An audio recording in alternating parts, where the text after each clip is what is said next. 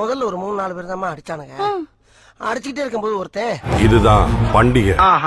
உன்ன மாதிரி ஃபைட்டர்ஸ்க்கு இவங்க வச்சிருக்கிற பேரு பொம்மை. அந்த குரங்கு பொம்மை என்னவல? கண்ணாடி சார் அது. இங்க வர்ற ஒவ்வொருத்தனுக்கும் ஒவ்வொரு போதை. என்ன இன்னைக்கு போத புடனி வரைக்கும் ஏறுது. எல்லாருக்கும் பணம். 7 பேருமா.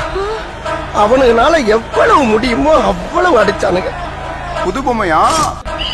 புது பொம்மையா? நாம் கே சொன்னப்பட ஓவரா ரீட் அடிக்கிற குடு. பாவம் சின்ன பையன் எங்க போ. எப்ப அடிச்சாலும் அதுக்கு ஒரு காரணத்தை சொல்லி அடிப்பாங்க. காசுக்காக அடிச்சுட்டு சாவறதுக்கு என்ன பொறுக்கி நினைச்ச? கோவத்தை வெளியே காட்டதான் பிரச்சனை. இங்க காட்டு, காசு வரும்.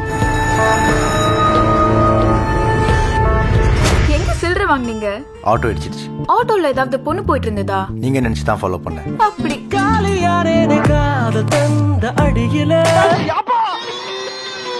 எனக்கு 2 பியர் வாங்கி தரியா? தண்ணி அடிப்பியா நீ? பியர்ல ஹேர் வாஷ் பண்ணா முடி சாஃப்ட் ஆயிடுமா? ஸ்ட்ராங் பியராவே வாங்கிடு. உனக்கு எப்படி தெரியும்? எல்லாத்தையும் சூதாடி விட்டுட்டு இப்போ திருட கூட ரெடி ஆயிட்டல. டேய், சூதுல தர்மனே நாட்டை விட்டுட்டு போறீங்க. என்னமோ இது போய் முறைக்கிற. அவங்கிட்ட இருக்கிறது ஏன் காசுதான்.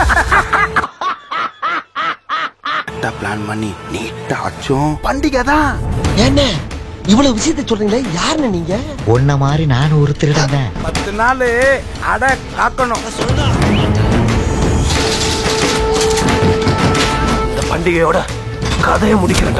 11 பேர் 3 மணி நேரம் மூச்சு திணற அடிச்சானுங்க.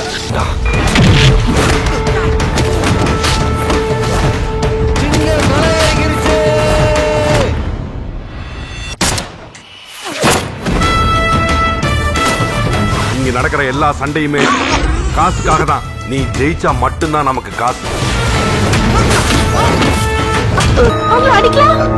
இல்ல அடிக்கும் போது ஒருத்தன் சொன்னா, எவ்வளவு அடிச்சாலும் தாங்குறான்டா, இவன் ரொம்ப நல்லவன் ஒரு வார்த்தை சொல்லிட்டான். செத்துட்டா கொண்டு வர ஒவ்வொரு தலைக்கு 10 லட்சம் ரூபாய் தரேன். முதல்ல நீ வெளியே வா. எனக்கு சுத்திட்டாங்க.